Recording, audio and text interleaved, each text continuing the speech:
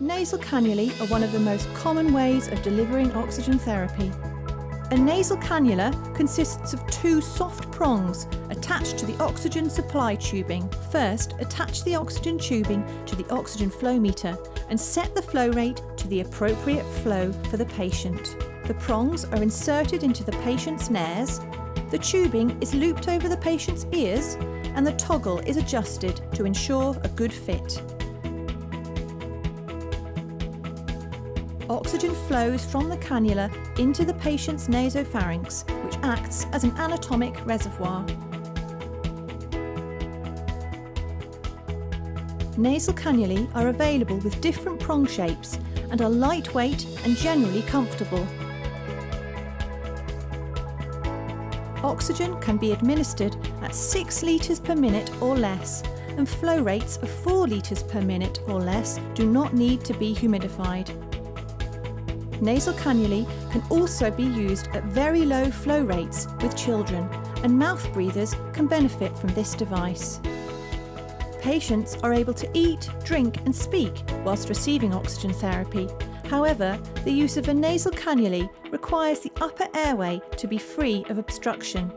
Nasal cannulae are contraindicated in patients with nasal obstruction, for example, nasal polyps. The concentration of oxygen received by the patient will vary, as previously mentioned. Oxygen concentration is affected by the selected oxygen flow rate and by the patient's tidal volume and breathing pattern. There are various sizes available for adults, paediatrics and neonates, and a variety of prong shapes are also available to suit varying circumstances. Straight prongs are the original design, and these are still the most frequently used in hospitals.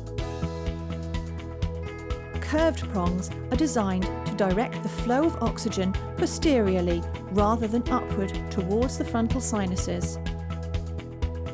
Flared prongs have an increased diameter towards the tip. This has the effect of slowing down the gas as it enters the nose, making it more comfortable for the patient. Curved and flared prongs combine the best features of the two options, releasing oxygen more slowly and away from the frontal sinuses.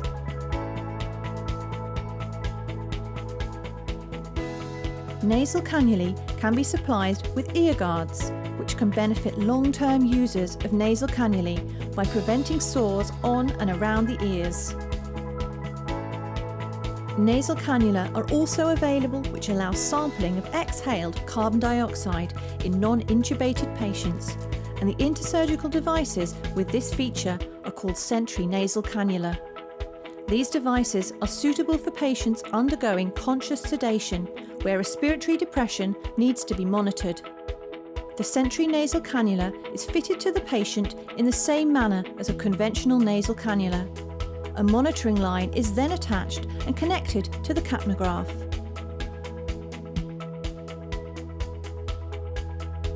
The Sentry nasal cannula allows delivery of oxygen through one nasal prong and the sampling of exhaled gas through the other prong.